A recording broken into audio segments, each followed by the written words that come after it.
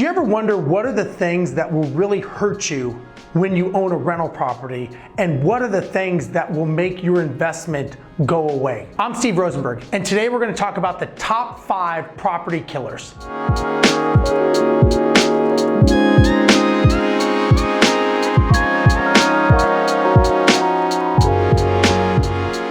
Number 1, maintenance. Understand that when you own a property, there is an obligation on your part to make sure that you are keeping a safe and habitable property for the tenant to live in. This is not something that you have an option to do. This is something that you have an obligation to do by law and normally by your local property code that says you've got to keep your property taken care of. You can't just let the tenant live in a property that is unsafe or uninhabitable. When you don't fix things that have to be taken care of, things will go wrong in a hurry. I have learned that if you do not fix it correctly and you want to use the cheap person in the truck and you want to make sure that you are saving as much money as possible, what normally ends up happening is the person has to come back 3 more times. They never fix it correctly. Now you've got an upset tenant. You've paid 3 times the amount and no one is happy. And you know what eventually ends up happening is your tenant ends up leaving. And guess what happens after the tenant leaves? You still have the problem that you still have to fix,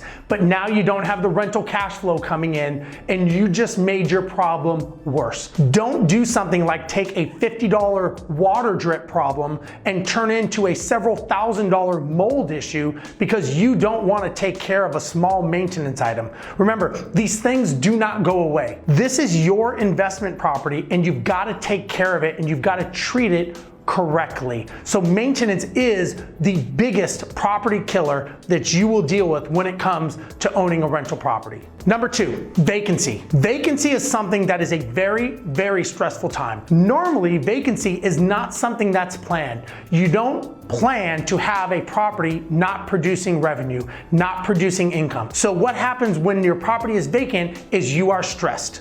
When you're stressed, you start thinking worst case scenario. Like maybe you thought your property would be rented in 2 weeks and now it's 2 months later and it's still not rented. What happens next is you start making emotional decisions that are not the best interest of your investment property. Maybe you accept tenants that you should not accept. Maybe you lower the rent too low and now you have a tenant that is not someone that you want in your property and you did it all because of emotions. Know that when you have a property and you have a rental investment, there is going to be times when there is a vacancy. So if you know there's going to be a vacancy and you don't want to have yourself stressed, take some money and put it aside so that you are not putting yourself in a bad financial position, and more importantly, you're not putting yourself in a bad stressful position because you made a bad decision and you did not pre-plan the vacancy. Number 3, communication. This has got to be one of the main problems, not just in rental properties, but in any business. And remember, you are in the customer service business. Your tenant has the ability to take their business elsewhere. You communicating with your tenant and you letting them know what's going on and setting proper expectations when the tenant moves in is so vital when it comes to having a rental property. You don't just own 4 walls and a roof. You have a business inside of those 4 walls and a roof, and you've got to make sure that you are communicating with your client. That client is your tenant. Because remember, if the tenant does not pay, guess what happens? You now have a business that is not making you any money and you have a vacancy. Go back to number 2 and now you are stressed because you've got a vacant property. It's very simple. When a tenant moves in, let them know how you want to communicate. Let them know, hey, listen, I will get back to you within 24 hours from 9 to 5, Monday through Friday. If it's an emergency, I will get back to you within the hour, only if it's an emergency. And guess what? These are the definitions of things that are considered an emergency. And list out what are the things that could go right and could go wrong and things that are considered emergencies in a property so that you know when you are dealing with the tenant, they know exactly how to communicate with you.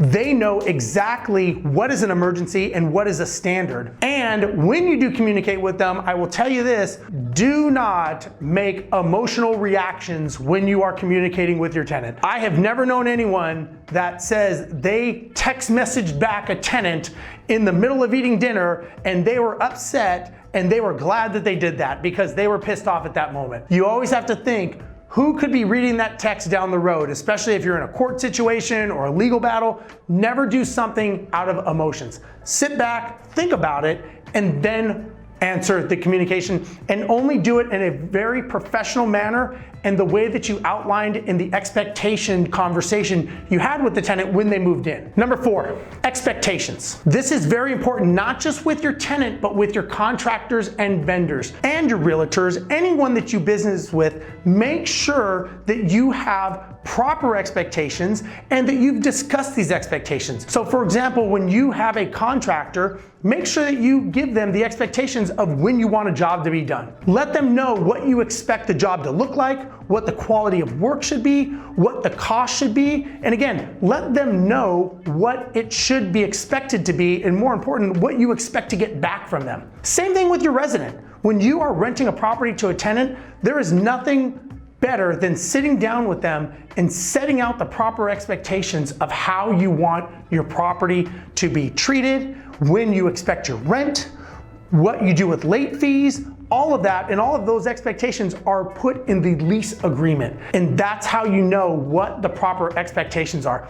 Most of the time, whenever you hear a problem with an owner and a tenant, they normally will say, I never knew that. I didn't know that's what you wanted me to do. It's because you didn't set the proper expectations, because you rushed in, you put someone in the property, you didn't have that frank discussion with them, and you didn't clarify what the expectations were of them, and also let them know what they can expect of you. It's just as important. You are in an agreement with that tenant, and you want to make sure that you are both comfortable having a conversation and everyone knows the rules of the game, and that is called expectations. The 5th and last property killer is not having your goals aligned with your strategy. I cannot tell you how many people buy properties and they don't even know why they buy it. They buy it because they think it's a good deal.